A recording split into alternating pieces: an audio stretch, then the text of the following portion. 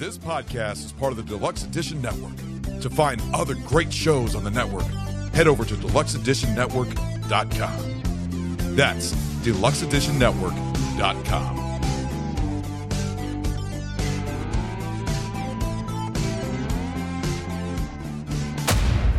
Gene Siskel and Roger Ebert, two titans of cinematic review. Sometimes right, sometimes wrong, but always captivating.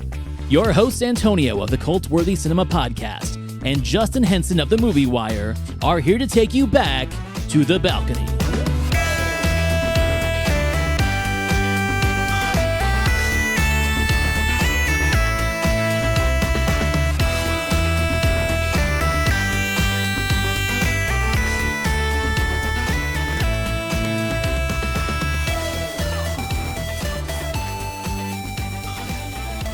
Good evening, good afternoon, good morning to wherever you're at in the world. It's Antonio of the Cult-Worthy Cinema Podcast here with my friend Justin of the Movie Wire Podcast. Welcome to Back to the Balcony. We're doing a very special episode today.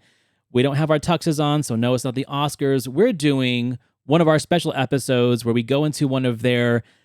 They did every once in a while either an episode about, let's say, their worsts of the year, their bests of the year, or, in this case, their guilty pleasures. And they did a few of them in the 80s. This one's from 1992, but it covers a lot of films from the 80s. So I think this was more of like, this was our guilty pleasure. Go out and rent these at the video store and see if they hold up to you.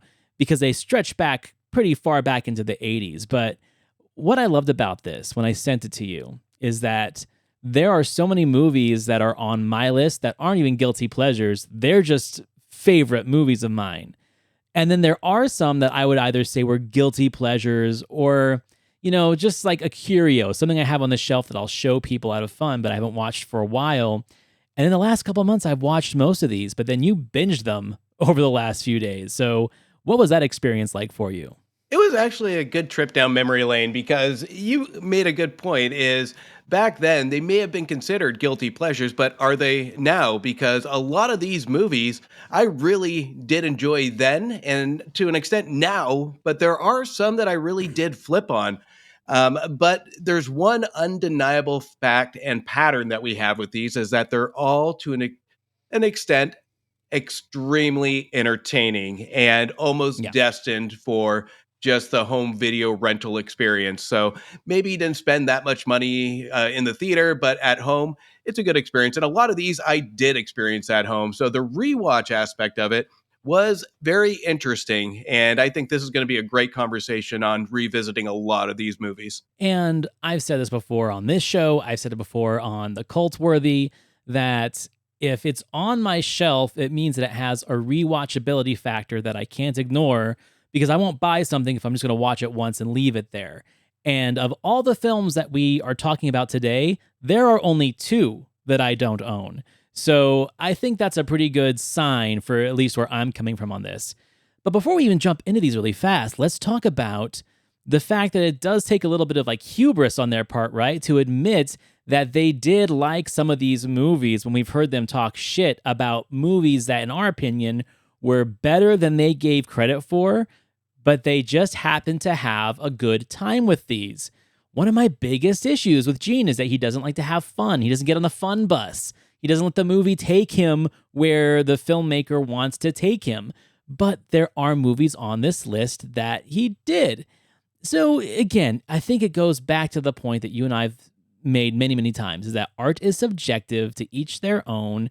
And in your sense of being a critic and me just being an appreciator, you can have fun with something, you can enjoy something, but you are going to be critical in a non-biased way if possible, just to explain to an audience who doesn't share your own particular film likes or film fetishes, so to speak, coming from like I said, a more non-biased point. That's what these guys, I feel, try to do, but then their emotions get the best of them. So it's fun to see them take an episode and just kind of throw caution to the wind and, you know, opinions be damned from either of them. These are the movies that they really enjoyed, and they will admit that they are guilty pleasures. And let's mention the fact that this is probably the hardest piece of being a critic with these guys is that they have to make the decision of was it well made versus entertainment. Are you going to recommend this based on did you have a good time? Or like you said, is your emotions going to be part of it? And you're just going to analyze this to the point of did it deliver to the extent of entertainment or artistry. So, and that's where we get a very big inconsistency with Gene and at times Roger as well, because we can have a lot of fun and we know we're watching something stupid, but are you going to be brave enough to go against the other critics at the time to say, go watch this movie? I had a blast watching it. And we see a lot of that in these movies here. It also makes me wonder how much of this is actually orchestrated. Like, did they really not have a lot of crossover when it came to like their guilty pleasure or B movie appreciation? Like, did they have a lot more, like or similar opinions, and this is just contradictory of each other just for the sake of good television? I don't know. But we've seen enough of their episodes now and done 27, 28 episodes of our own of this show where we have seen them be contrarian and contradictory of each other. So I don't know. It could be good television, but it also could be they really just had two very different opinions and styles of movies. So let's go ahead and get started on this. The first film that they brought to the table was She-Devil, starring Roseanne Barr, Meryl Streep, and Ed Begley Jr. I don't know why so many people dislike She-Devil. Maybe all of that hostility on the screen made them uncomfortable, but if you give it a try on home video, you may find out it's better than you've heard. And I don't think you will, actually. I thought that Streep was okay. I didn't think it was anything special from her. Roseanne Arnold, I think, wasn't given a part really to do anything fresh except have that one little note, straightforward. This movie is based on a series in Britain that is much more adventurous and much more risk-taking than this sort of standard Hollywood story of a mano a mano between these two women, and basically there are a lot of good things. For example, how many wronged women have ever wanted to take their kids and say, okay, you want my husband? Take the kids too. That's a good scene in this movie. Roger, for this kind of star power, there is very little that's exciting in this picture. Well, let's see what you think is so great. Okay. They started off hot on that one. She-Devil, what's your take on that? She-Devil I love because there's so many elements, and this is the one that really sold me on this episode, is She-Devil. And Gene's take on it, because there is a lot of interesting stuff here, because there is something different with Roseanne Arnold at the time, is she's not loud, she's not vocal, she's this almost victim type in the beginning, and that's not what we saw from her at that time of her stardom. And not only that, but this one is a prime example of the music by Howard Shore that later did Lord of the Rings and a bunch of other memorable compositions that really pulls these characters into an uncomfort. It's an ugly movie. It's a bitter movie, but you can't take your eyes off of it. I absolutely love She-Devil. And this is one that I did not grow up with. It's actually my partner, who this was a childhood favorite of hers. We've been together like 6-7 years now, and the first year that we were together, she had this on her shelf. I'm like, you know what? I've never seen this movie. Let's watch it. I didn't realize that it was Susan Seidelman who did Desperately Seeking Susan and The Smithereens. So you have two like very punk rock, like alt culture of the 80s films, and then she makes something more mainstream, which is this. But there's still a lot of punk rock sensibility to it. You've just got Meryl Streep, and God bless Meryl Streep for taking leaps like this. I remember being younger and seeing the VHS at the video store and being like, how did Meryl Streep and Roseanne Barr end up in the same movie? Like, this is the Out of Africa lady? Are you serious? But it just goes to show that she does like to have a good time sometimes. And I think this movie is just fun, and everyone seems to be having fun in it. And when you see that the cast is having fun, then you know that even if the movie might be a little bit subpar, you're still going to have a good time with the energy that the people on screen are bringing. 100%, because even if you look at Ed Begley Jr. in the beginning, that's what sets the foundation to really just root against this guy and seeing what these characters do, because he's a jerk in this movie. And I love that this is kind of the seedling of a lot of experiment fun movies that Meryl Streep does later after this. So there's a lot that comes from this movie that really sets the seed to Roseanne, Meryl Streep, and even a little bit Ed Begley Jr., even though he kind of plays the same character, only the dialogue really just amplifies his jerkiness here. Well, Meryl Streep's playing the bad guy. Yeah. She's essentially kind of playing a villain. We didn't really see a lot of that early on, and now I think people get really excited when they see her play the heel or play the villain. You know, it's a departure for her during the 80s, but now it's something that like every third or fourth movie, she likes to play someone who's a little bit catty and unlikable. And those are usually the roles that people really get excited for now, because dramatic Meryl Streep is great, but it's dramatic Meryl Streep. You know, seeing her do something like this is definitely a lot more entertaining in my book. And, you know, yeah, Gene has his complaints, but again, the fun part about this episode is he can't ride too much on that horse, because then he'll just contradict himself when it's his turn to present his guilty pleasure.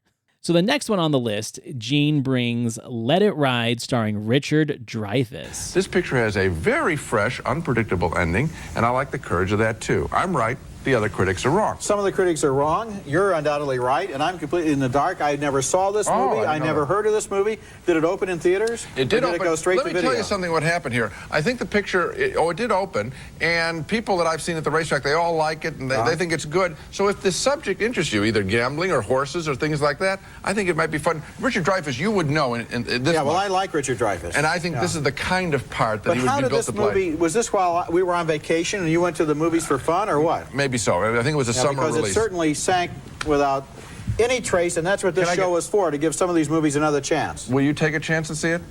On your word, maybe. He's not going to say yes, but he'll say maybe. This is a fun one too, man. This is one that I grew up with, I think just a pick from the video store that my parents grabbed. And my mom likes Richard Dreyfuss. My dad hated him. So I remember watching more Richard Dreyfuss movies with my mom. And this is one of those movies where it's a comedy, but also it is kind of like a serious look into someone who has that just insatiable desire to gamble and to win and to lose.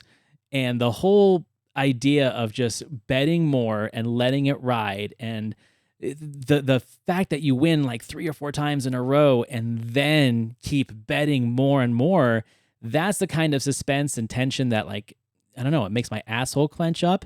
And no one does that type of character better than Richard Dreyfuss. Like, nobody can play that neurotic, obsessive, compulsive person better than Richard Dreyfuss. Like, this is the Richard Dreyfuss show. Yeah, as I did a rewatch on it, it reminded me of Jack Lemmon, Walter Matthau, and Out to Sea, and kind of their take on it as well.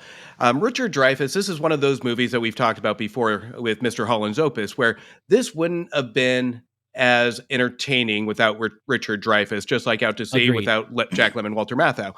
So there's not a lot that happens here. It's all banking on this singular character, on what is the outcome going to be. And I'd love to say that I was wild about this movie. I wasn't, but I found it incredibly entertaining because of Dreyfuss, and I liked it because of Dreyfuss. And you are just on the edge of your seat waiting for this man to lose all of his money. Right. And Waiting for the penny to drop. yeah. And it doesn't go the way you expect. So there are elements here that I actually did really like, and it is entertaining because of the characters. The only reason, and my nitpick on it, is it's solely Richard Dreyfuss, and we don't get a lot of those other characters, and that's why this has to be a Richard Dreyfuss movie. I would have loved to see the other characters, because there's a great cast here, and there's a lot to love in the background. But I think our filmmakers know that, again, this is a Richard Dreyfuss movie. Yeah, and you have to like that kind of energy if you're going to sit through this movie, because that's all it is. We talked about my feelings of Richard Dreyfuss in Mr. Holland's Opus. I think that he is perfect in a role that's meant to be for him. And when he plays outside of that, that's when I find him like a little bit annoying, or maybe just a little bit off, or having a hard time to match the energy. But when he plays neurotic or obsessive or just an asshole, that's exactly the mode that I want to see him in. You know, like, I don't want to see him be the good father. I don't want to see him be the romantic interest. I want to see him be the guy who's a total fuck up and a total asshole. And that's what this is. And special shout out, the fact that it was written by Jay Cronley, who wrote two of my favorite movies of the 80s, Quick Change and Funny Farm. Funny Farm, possibly my favorite Chevy Chase movie. He's got that perfect wit and the perfect pen to write stories where everything can go wrong. He like this the circumstance and bad karma. He is an expert at writing stories like that. And that's where the tension of this movie is like, okay, well, what's going to happen? Oh shit, what's going to happen? Oh shit, what's going to happen? It makes your heart race, man. It's just a movie about horse racing and gambling. Well, it's a chaotic comedy, and you are just, like you said, on the edge of your seat, just waiting to see what happens. And I think when it comes to the dialogue, I think it is brilliantly done. I think they try and lean towards that more chaotic, and it kind of ends up in the middle because the dialogue doesn't really support it based on the other characters. But you do feel the tension, and that's where I would give it credit, because there is not one singular dull moment here where you're not just glued to the screen to see what's going to happen next to Dreyfuss's character. And it sets the tone right from the get-go to where you want to view this character and where you want to kind of see him end up. You don't hate him, but you don't like him. He's a very neutral character, and Dreyfuss makes it prominent on what he wants this character to look like. And that's what I loved about this performance in this movie. And it's a shame, but I understand it, that this was kind of the sleeper in theaters, going in and out of it. We see a lot of movies like that, the comedies especially, that kind of just go under the radar. But this one would be the definition of a home video watch. 100%. And the fact that Roger hadn't even seen it or had heard of it, so that just goes to show that it really was an obscurity, and I never knew about it in theaters. Like I said, I saw it on the video shelf with my mom, and she grabbed it. So it's just happenstance that I saw, because I don't think I've ever seen this on cable either.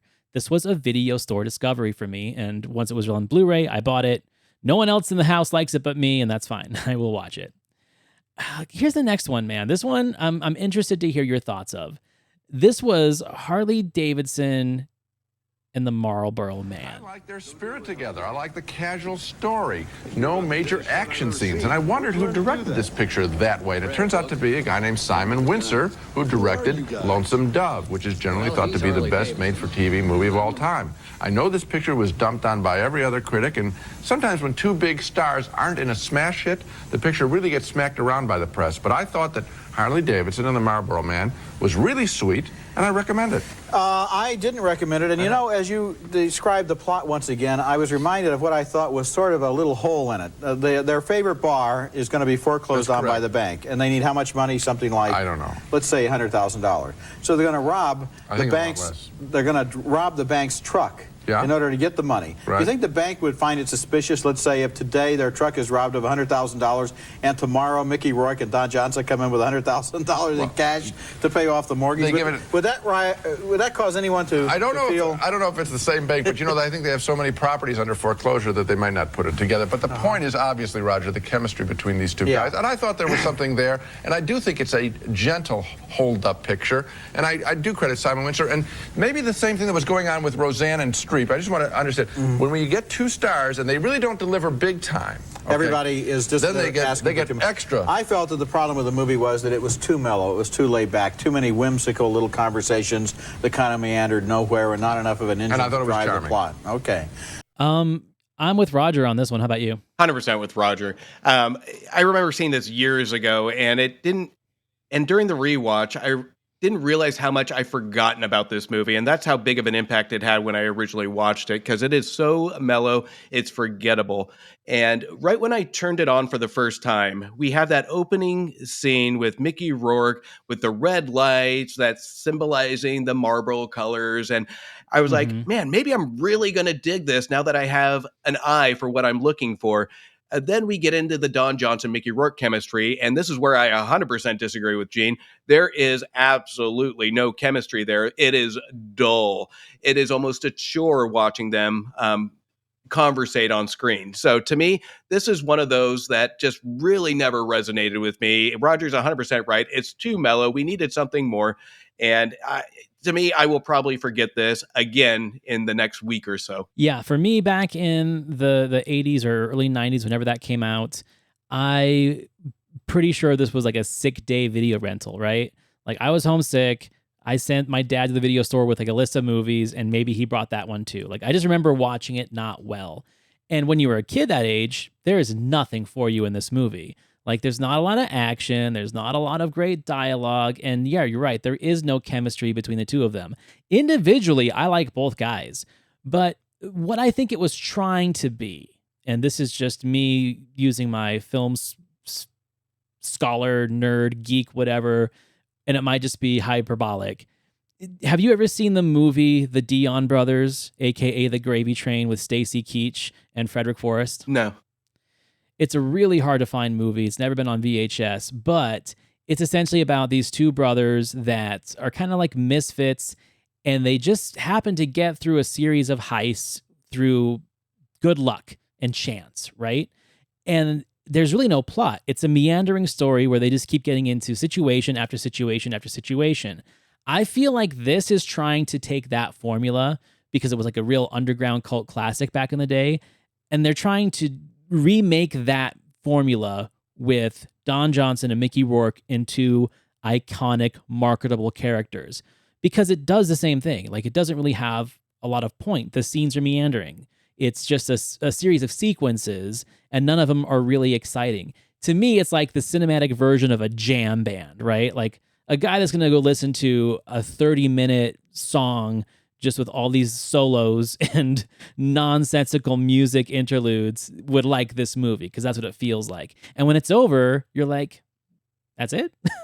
That's how it felt to me. So yeah, I'm glad that Gene saw something he liked in it, but no, this one I had no nostalgia for. I was hoping for maybe some redemption, but I didn't get it. Well, we take these two big power brands like Harley Davidson and Marlboro, and back in the 80s, you would have kind of went with this and had some fun with it. To me, it just seems like it's just thrown in as like commercial of that time, just to kind of advertise and put it on a video cassette cover. This one would have been a lot of fun to just poke fun at the actual branding of it, but I don't know. That's probably a whole different story on the marketing piece of it. I mean, it was perfect for video rental because that's the way people grabbed it. You see two very recognizable brand names of the 80s with two very recognizable TV/movie stars of the 80s.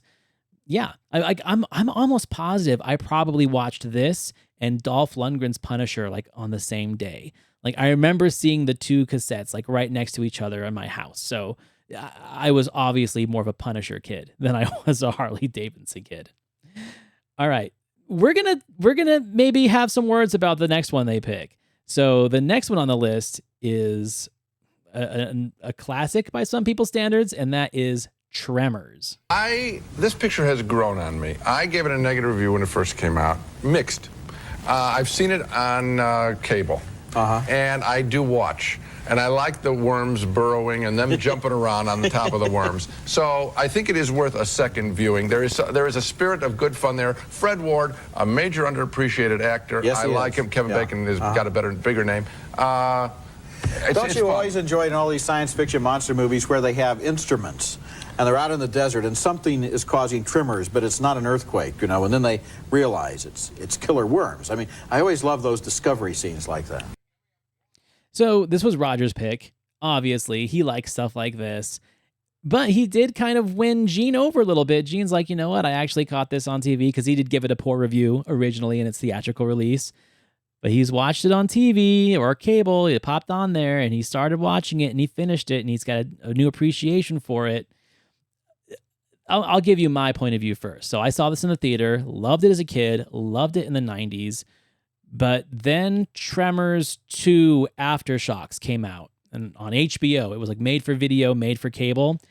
And I'm telling you, man, I like Tremors 2 better because I like Fred Ward better than Kevin Bacon. And Fred Ward got his own movie. And I just like it better. It's not as well produced, obviously, but I think it's a little bit more fun.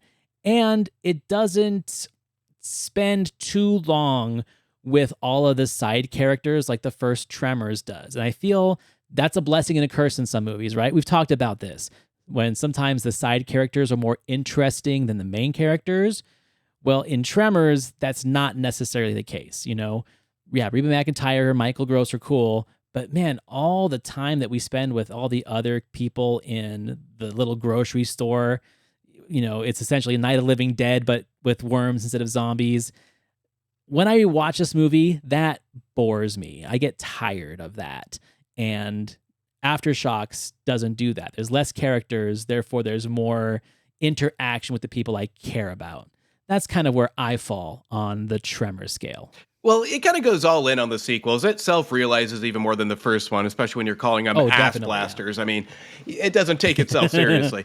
When it comes to Tremors, I never saw it in the theaters because, again, I have parents that took me to everything, but they were very particular on some weird things like Gremlins, and Tremors was one of them. And I remember driving by the billboard with my parents just waiting for this movie. And I loved it. And I don't know if this one would be considered a guilty pleasure. This one kind of threw me off a little bit because it wasn't a critical disaster when it comes to being defined as a guilty pleasure, because it's like you said, well-produced. It has a great cast, and it's a lot of fun. And those that went into it with reactions of, it was okay. A lot of people grew to love it. I've yet to find somebody that just says, I absolutely hate Tremors, because it has. Yeah. Oh, I don't hate it. Yeah. I don't hate it at all. Right. I just like part 2 better. Yeah. I like all of them, honestly, except for when Jamie Kennedy appeared. So then I hated him. Oh, yeah. No, yeah. But I think they have a lot of fun with it. And this is a perfect movie. If you're introducing kind of youth to kind of the horror feature genre, then this is one I would introduce, because it's mild enough to just have some fun with it. And it's just a great popcorn flick. So this one, I love the fact that Gene admitted that he was growing into it. I really do like that, because it is almost infectious when you have that rewatch value over it, to just really appreciate the ludicrousy of what it's trying to do. No, I agreed. And I don't think a lot of people realize it was kind of like he's had so many reboots to his career, but it was kind of like a reignition of Kevin Bacon's career as he went into the 90s. Because like the late 80s, he started kind of like fading away into more kind of, I'm not going to say B movies, but he was taking roles that just weren't as challenging. Maybe he was trying to play it safe, she's having a baby and stuff like that. No one really cared about those as much as when you kick off your career with like Animal House and Footloose, that's kind of hard to keep riding that wave. So Tremors was kind of like a good way to get him back into audiences' minds. And then we'd see him popping up usually as a villain throughout the 90s. And he's good in it, but man, like it's a tough job to have Fred Ward as your sidekick, as your cohort, because he's going to outplay you every single time. Well, one thing I always wondered about this movie, and it's always been a curiosity on the Kevin Bacon topic, is whether he picked this movie based on the script to just take another role, or with the intent that this is something special. Because this is a weird movie to pick. This is, if you're looking at it on paper, this is one to say this is going to be amazing. There's no way that's happening. So you do have that little thing where it could be a strike of luck for Kevin Bacon, that it was just solely well executed. And it was well executed by director Ron Underwood, who has the experience in the 90s of just having these feel-good, fun movies until he hit Pluto Nash. So there is a lot of fun elements to it. So, and I think that's what's so special about Tremors, that literally is on my house the entire series once a year. Yeah. Okay.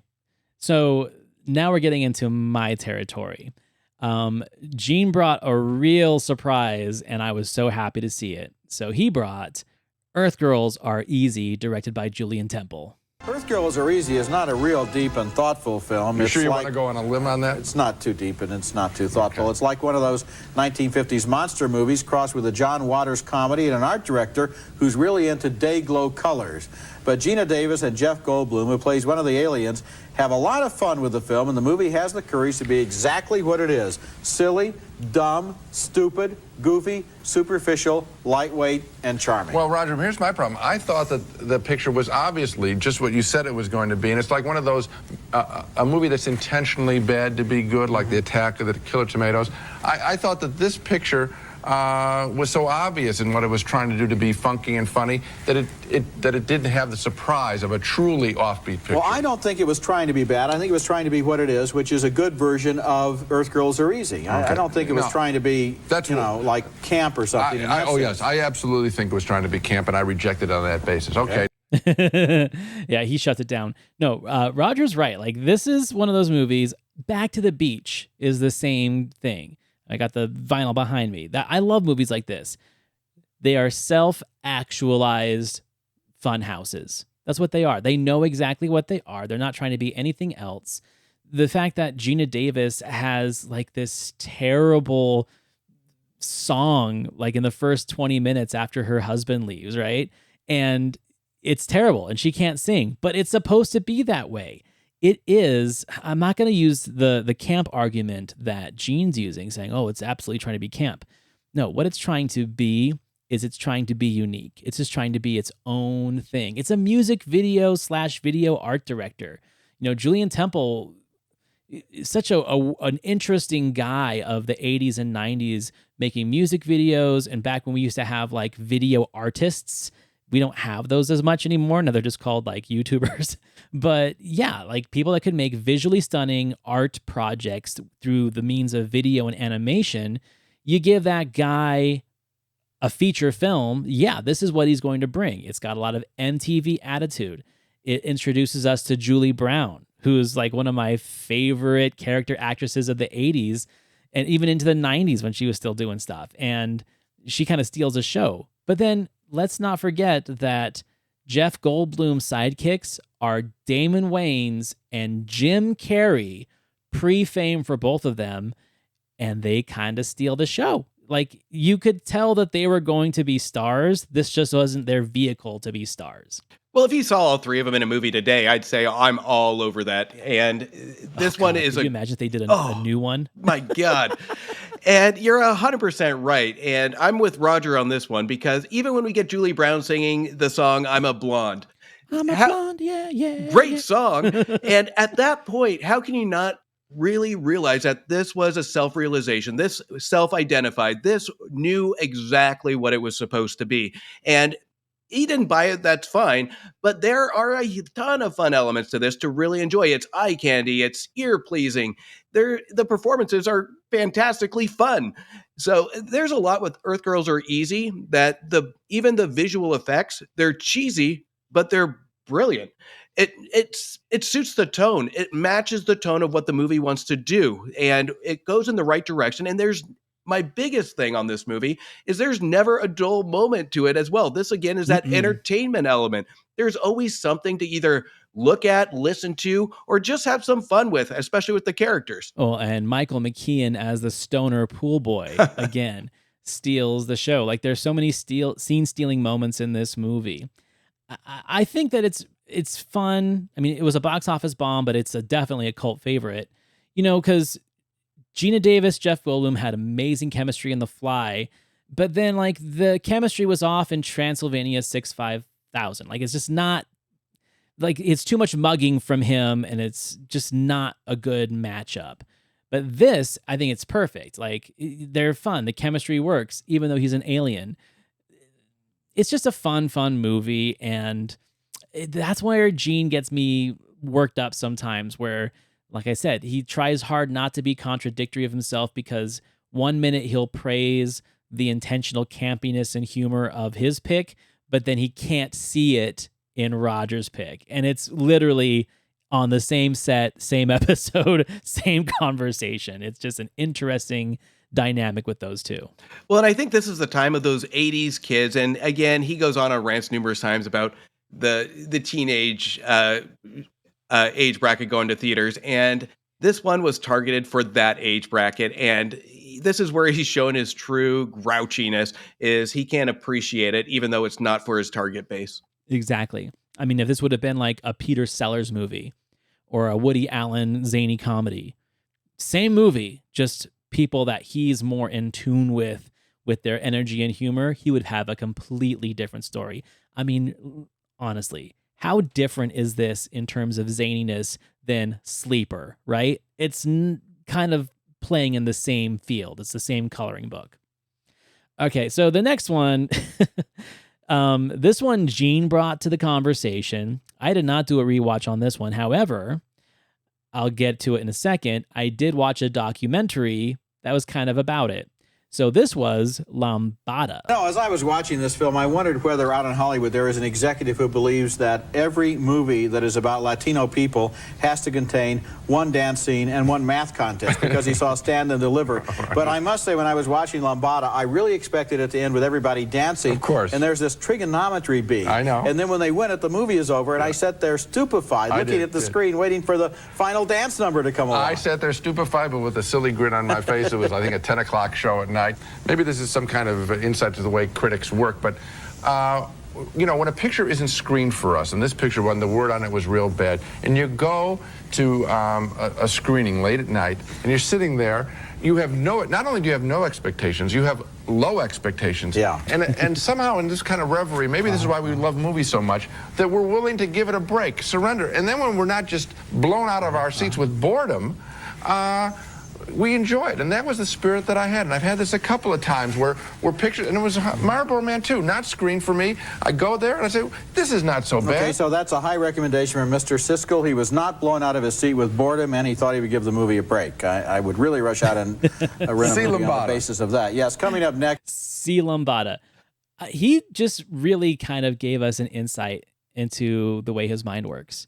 If it's not work, then he's more open to enjoy it. Right? Those movies weren't screened for him. Lambada wasn't screened for him. Harley Davidson wasn't. So maybe that's why he had a little bit more of an open mind with them and allowed himself to have fun, because he didn't have to turn on his professional brain. He didn't have to turn on his critic brain for a movie that he was either paid to go see or was screened for him. So maybe that's it. Maybe when it's something that he's doing recreationally, he has no problem getting on the fun bus. But if it's a paying gig, he feels like having fun is like cheating on your wife, right? Like you can't do that and work. You have to be subjective. You have to be very proper and non-biased in your opinions. Yeah. When a movie isn't screened for critics, they fail more often than they succeed because studios know what they are, and critics are already in a bad mood going into it because they have to adjust their schedules to fit this movie in. So it's never a good sign when a movie's not screened. But to an extent, he's right. If the expectation is extremely low, then yeah, you're more likely than not to give it a little bit of a break unless it's absolutely worse than knowing that it wasn't screened for a reason. But when it comes to Lambada, this one, again, I didn't rewatch. This is the only one because it's super hard to get. But I remember watching this over and over as a kid, and I think you know me well enough that musicals are my gig, my jam. And this one is a lot of fun. This one, I think, didn't get the appreciation that it should have back then because there were so many of these cheesy musicals that just went. And a couple of them came from the director, Joel Silberg, with Heat, with Rappin', Breakin'.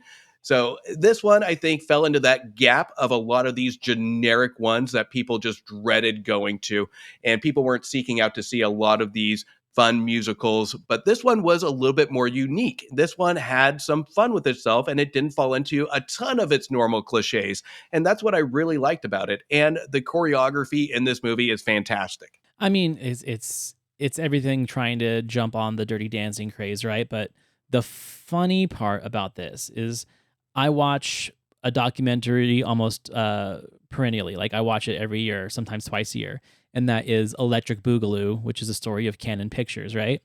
And the whole idea of this movie was Menahem Golan and Yoram Globus, they had a falling out. So they essentially broke up Canon Pictures, and Menahem Golan stayed with Canon, and Globus started his own company, and they were working on a Lambada movie before they broke up.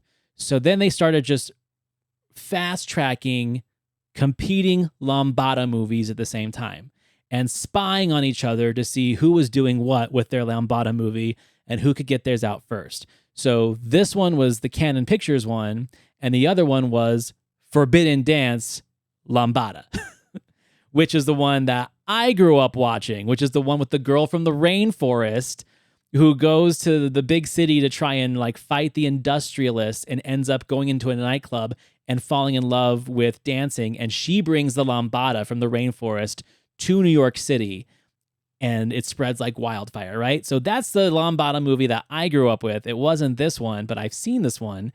I just think it's funny that we both have two different Lambada movies that we like that came from like the same origin story and that were actually competing with each other and were released within like weeks of each other. Well, I think it's funny because when I was trying to get Lambada, I think I saw your version. I won't tell you how I got it. But I think that one is a shame because I haven't seen that one. But this one, I think when it comes to what Gene's saying, and he admits that he loves the musical and he was a fan of one of my favorite musicals. That's one of your hated, which is Newsies. I'll admit that to you now. I know. But when you get into that love of musicals, it's hard to disappoint. And when somebody says, I love a musical, you have to have a really shitty musical to be disappointed because you're looking for those main genre drivers of the fun factor. And Lambada had it. I mean, I don't hate this movie, but it's not my preferred Lambada film. Okay, so up next is a very, very fun movie that I've enjoyed for many years, and I was really excited to see it on their Guilty Pleasure list. And that is Rutger Hauer in the film Blind Fury. You know, Gene, I can take kind of pride of authorship of this film because it was written by a guy named Charles Carner, who was my student at Columbia College in film class 15 years ago. And I'm sure that even then he already had the siege of genius that is exhibited in Blind Fury. And you didn't put him out. Listen, I like this film too. Yeah. It is neat. It's kind of strange that this guy, and of course, all you'd have to do is play a radio real loud and you could completely confuse him. You wouldn't be able to hear everybody creeping up on him. But of course, in a movie like this, they never do that. It's fun. Okay, so Blind Fury, essentially it is American version of Zatoichi. You know, Rutger Hauer is a Vietnam vet, gets blinded, but he learns the art of samurai, and he's essentially a blind samurai swordsman on a vengeance quest. Directed by Philip Noyce, who would go on to do The Quiet American and Sliver and one of the Jack Ryan movies. I can't remember which one, but good director. Started in this kind of B-movie, grindhousey, kind of genre filmmaking, where a lot of our favorite filmmakers started, who went on to become serious filmmakers and artistes and auteurs. I just think this is a lot of fun. And in Rutger Hauer's autobiography, this was one of his favorite movies that he did. He just had a blast doing it because he felt like he was actually channeling, a Kurosawa character. I'm going to be the Zatoichi. I'm going to be the blind philosophical swordsman. And for a B movie, man, it's actually not that bad. It's a good script. It's a lot of fun. Of course, there's corniness to it. Why wouldn't there be? But it's not just video trash. No, and this is the guy that later in his career, like you said, will do The Saint, The Bone Collector, and Clear and Present Danger. And there's a lot of elements here that you can tell the cast had a blast with this one. And I recently said it on my show, you can tell when the cast is having fun, that gets you extra points because the audience is going to have fun. There's going to be holes in this one. There's going to be some zany, ridiculous unbelievability. The car chase scene where he's blind driving, it's so stupid, but it's so good. They shoot it really well. And you know what? This one I'm a huge fan of because to me, even looking at it for the time, I wouldn't even consider this a B movie. I just would consider this just an overall, just one of those summer kind of movies that you just go to have some fun. Just turn off your brain and enjoy the looniness that you see on screen. No, I agree. And it's got a great cast of genre actors. It's got Meg Foster, it's got Noble Willingham, Terry O'Quinn, Nick Cassavetes, Rick Overton, Tex Cobb. Like, there are a lot of great faces in that movie. So, and the Blu-ray that I have is a very good transfer. People put a lot of love into the special features. And that's one of the things I really like about these boutique labels now, man, is that they are curated by people like us. It's not like Criterion. And Criterion can dabble in genre a little bit, which is still kind of fun. But these are people putting out releases with the things that we want to see because they know that fans of the movie want to see it. It's not just, we need to know all of the actors' processes and methods into getting a character. And it's like, no, I want to see them, how they suit him up for a samurai outfit. I want to see him, how he was like coached to do blind sword fighting. Like, I want to see the fun stuff. So yeah, definitely a good pick. And I was really happy to see it on this episode. Okay, so next one on the list is one that I'm actually bringing to the show, and I put that on the list before this list popped up. but we'll get to that in a second. This was The Tall Guy starring Jeff Goldblum. Gee, I think I didn't like it. It isn't even a close call. You didn't even laugh during the dancing elephants? You know what? It's funny. In that sequence, and that isn't why I knocked the picture, but in that sequence, I saw it was an obvious attempt at a joke. I guess when it's so obvious of what they're doing, the parody. Well, you can't do a musical number involving elephants that isn't Roger, obvious. No, Roger. I'm just, you know what I'm saying. When I can tell that the joke is coming, it doesn't catch me by surprise. But I didn't find any chemistry between Goldblum and Emma Thompson. I thought that their slapstick was kind of badly done. I didn't like the picture at all. Okay, so this is Blind Fury. Blind Fury for people who are watching, this is the litmus test. Whether you like this movie, The Tall Man, better than Lambada. It's a strong litmus test. I'm going with The Tall Guy. So, I don't know. For me, this is the one that I kind of changed my tone. I saw this one when I was a teenager, and I don't know. Between the sex scenes and the goofiness, I probably liked it as a teenager.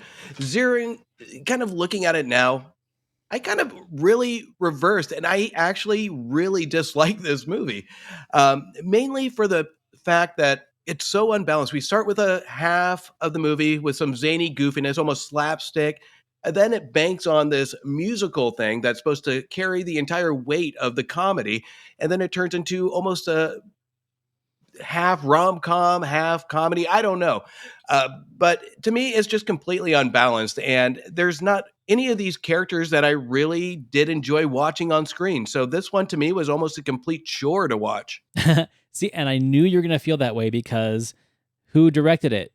Mel Smith, director of Radioland Murders, which you loved as a kid and then really changed your tune on as you revisit it as you were older. And for me, I had never seen this movie before because I had always confused it with something else. How I discovered this movie was earlier in this year, I was a guest on another podcast where I had to bring 3 films that I'd never seen before to the show, and then we were all going to review them.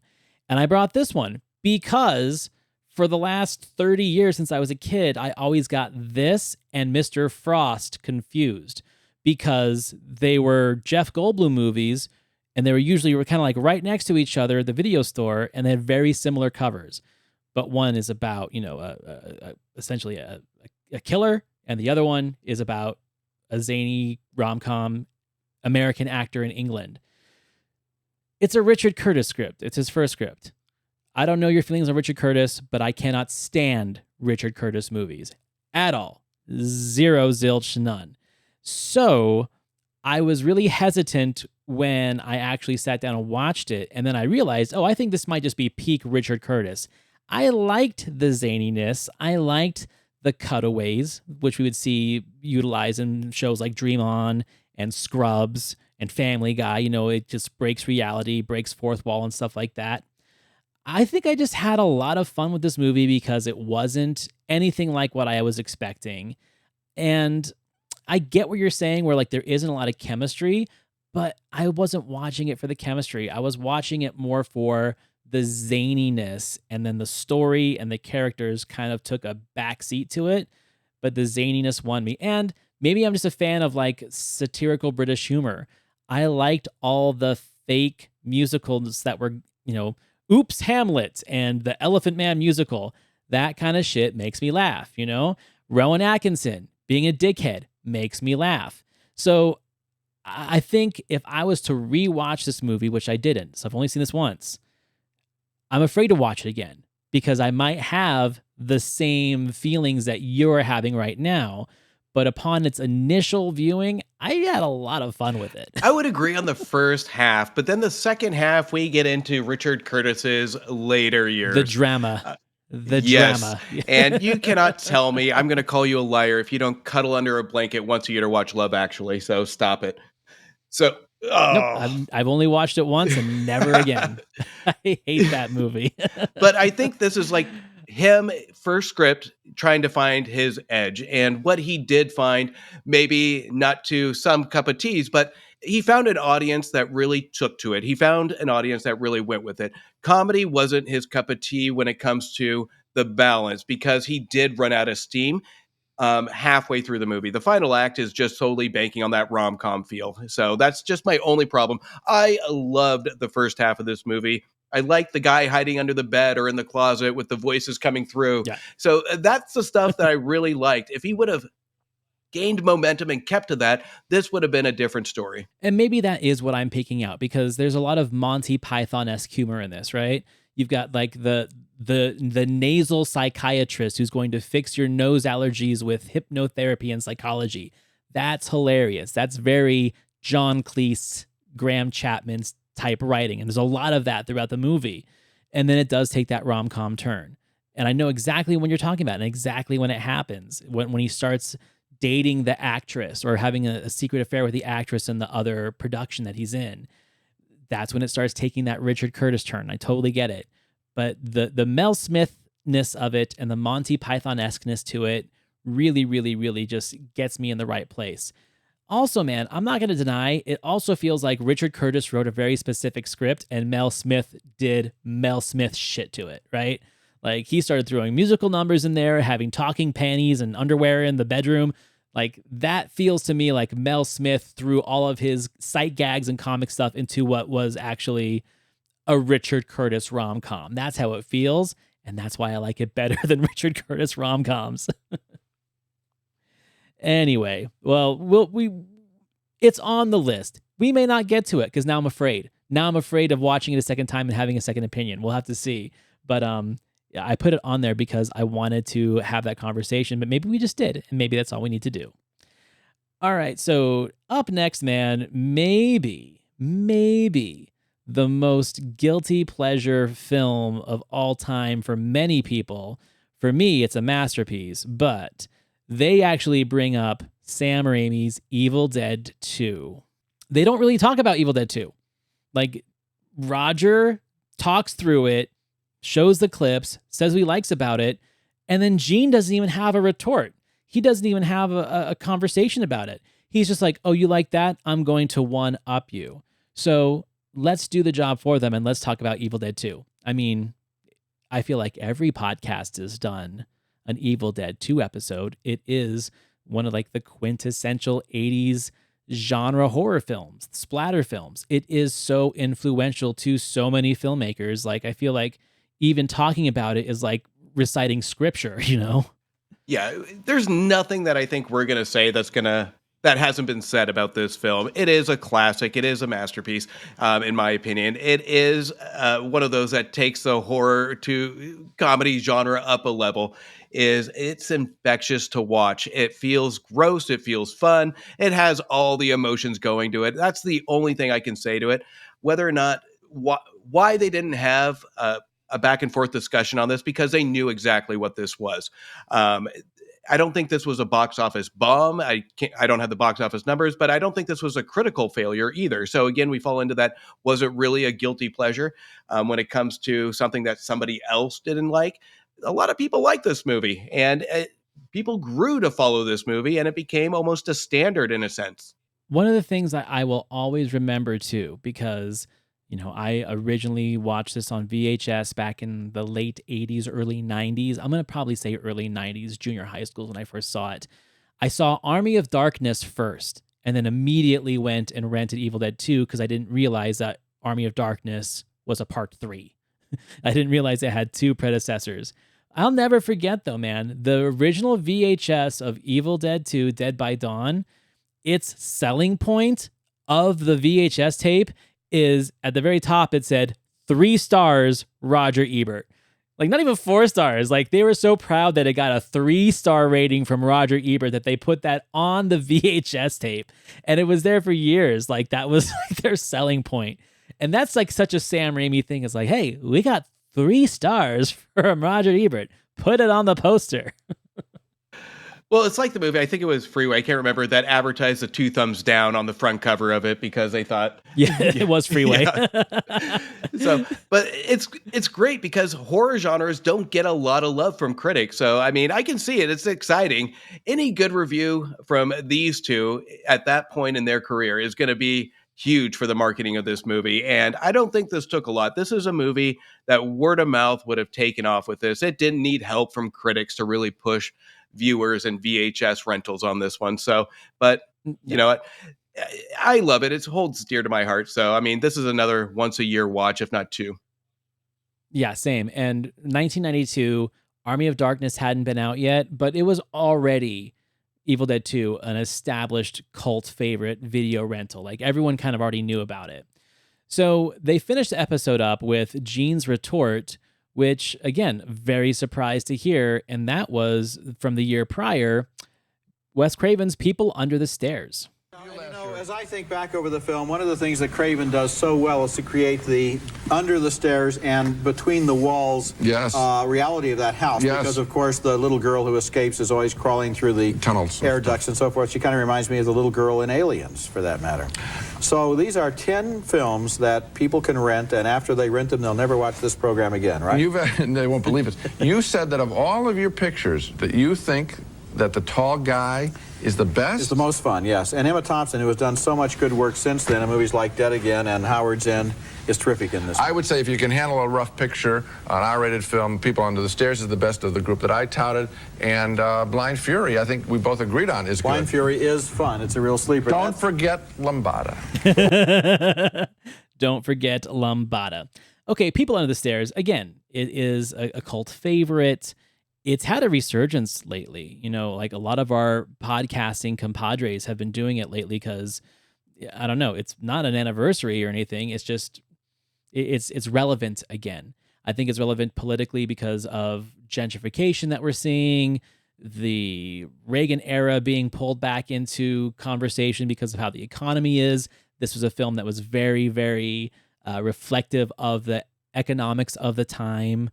He even mentions in his recap that the fact that the main characters are brother and sister, but they're called mommy and daddy, the way Nancy and Ron refer to each other. There is a lot to be said there. But yeah, like People Under the Stairs, when people think of Wes Craven, they want to think of Nightmare on Elm Street and more like Scream. They forget that he had a lot more satirical and comical plays in his career. You know, like for instance, The Hills Have Eyes and Hills Have Eyes too. Yes, they're dirty films, they're violent films, they're graphic films, but they're also kind of goofy, right? Like the mutants out in the desert are kind of goofy. You know, Papa Jupiter's kind of goofy. So this is very similar to that, but it's claustrophobic. Instead of being out in the open wild, they lock you inside this house with metal shutters, and you've got Everett McGill in bondage gear chasing you around the house with a shotgun and a Doberman. Like, that is very, very, very satirical, yet frightening at the same time. I think this is a great movie. I think it's highly underrated, and I'm glad that people are rediscovering it. It's highly underrated, and I think it was ahead of its time because not only is this psychologically terrifying, but it does all the right things. To me, this is one of Wes Craven's best films because he knows exactly every element to put in this. I mean, it's the topic of seclusion, but you're in a suburban neighborhood. You can see freedom just beyond that wall, and you're trapped.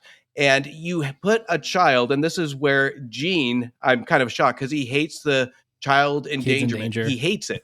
And this is the king of the hill when it comes to child endangerment. And it is absolutely icky feeling. Nobody walks out of this movie feeling good or even okay. You're affected by this movie by the end of it. And I guarantee you, if this hit theaters now, even in a re-release, this I think would do very well. I think so too. I mean, and here's the thing too. When Barbarian came out and was such a huge hit, I kept saying to people like, have you not seen People Under the Stairs? Have you not seen Castle Freak? That's exactly what this movie is. It's like a combination of those two things. And maybe that is why it's starting to be in the zeitgeist again, is that people kind of wised up and like, oh, there are other humans living in the basement, and they become subhuman type movies that Barbarian was so famous for, that they go back and they figure out, oh, this is not the origin of that particular genre. There are other films, and they might even be better, which this one is. But yeah, People Under the Stairs, 100%. And so they lead right into, I guess, the closing point of our conversation, where Roger states that his favorite of this list of guilty pleasures was The Tall Guy. And Gene's is People Under the Stairs, and they both agreed that... what was the one they agreed on? Blind Fury. And they both agreed that Blind Fury was a lot of fun. So of this entire list, Blind Fury was the only one that they both kind of had like a collaborative opinion on, right? They both agreed it was a lot of fun, but on everything else, they were just very contradictory. So I guess my question for you is, what is your pick of this list, and what are your thoughts of their picks of this list? I think their picks are good. Again, I think some of these aren't guilty pleasures even at that point because they did do fairly well with critics. But if I had to pick, I mean, I'll go the nostalgia piece of it that didn't change my opinion, which is She-Devil. She-Devil is absolutely incredible on every element. But I'm going to side with Gene on it. I think just for the mere fact it's so hard to get and it's so underrated and unfairly treated at the time, Lambada, just because it's a lot of fun. And you know me, I love my musicals. And it's a true guilty pleasure, man. Like I said, there are some films on this list, like I just think that guilty pleasure is almost a hate word for them. Like, really? You're ashamed that you like People Under the Stairs? So many people like it. It's underrated and underappreciated, but again, I don't know that many people who hate it or feel guilty for liking it. And I think that's like the whole point of what the episode is. So for me, when it comes to true guilty pleasure, as in, I hate to admit it, but I really like this movie, for me, it's She-Devil. Oh, it really yes. is. Like, it's so not me, right? Like, you don't look at me, you don't hear the way I speak on my podcast or see the movies on my shelf to think that, oh, She-Devil is a movie that I think is the best guilty pleasure movie on this list. If we're going by the true definition of guilty pleasure movie, that's it for me. It's She-Devil, because almost everything else on this list I just like, and I like unapologetically. She-Devil is that one. I'm like, yeah, man, I like She-Devil like a lot. And we didn't name drop Linda Hunt because I love Linda Hunt and she does a fantastic job in it. No, I agree. I think that Lambada was a good pick for Gene, and I get the tall guy for Roger because, like I said, upon first viewing, I really, really, really enjoyed it. But I'm not going to lie. I'm scared to watch it again because I'm afraid all the things that you brought up in this conversation, that's not the first time I've heard them. The other guys I did that show with, one of them felt the very same way that you did because he'd seen it before and the second watch was not good. So now I'm afraid to watch it again. So I might just let sleeping dogs lie. Yeah, I totally agree. I mean, out of everything on this list, that was the one that I just absolutely just said, I'm done. But everything else, I think it's respectable picks out of Gene and Roger. And I don't think there's any wrong answer to anybody that has a guilty pleasure because, again, these picks could have gone downhill on a huge argument, but there was a level of respect between our two critics on what they liked. Almost. Okay, great episode. I love that when we throw these little special episodes in there. They kind of spice things up and get us off of the more serious topics of like seriously analyzing a film and seriously analyzing the critiques. And it gave me a chance to go back and rewatch some of these fun movies. I know you did it in a binge, and I've been doing it for like the last month or so. So yeah, I can put those back on the shelf and revisit them again in a year. So next week we are going back to picks. It is Justin's pick, and he chose the film Mermaids with Cher, Winona Ryder, Christina Ricci, and the ever-cuddly Bob Hoskins. And we are going to have a great conversation on that and hear what our critics have to say about it. Talk about guilty pleasures. That's definitely going to be one of them. Again, it's another movie that's on the shelf that wasn't mine. It's my partner's, but I watch it. So stay tuned for that one next week. As always, please like, review, rate, subscribe, give us 5 stars. We now have a sponsor, which is Bulletproof Coffee. So go to their website. Any order you place, put the code word B2B in the little promo box. That's B, the number 2B, for 20% off your order. And do us a favor, buy some coffee, listen to the show, share with your friends. Also, please subscribe to our YouTube channel and my show, thecultworthy.com, and Justin's show, TheMovieWire.com. And Justin, I will see you next week. See you next week.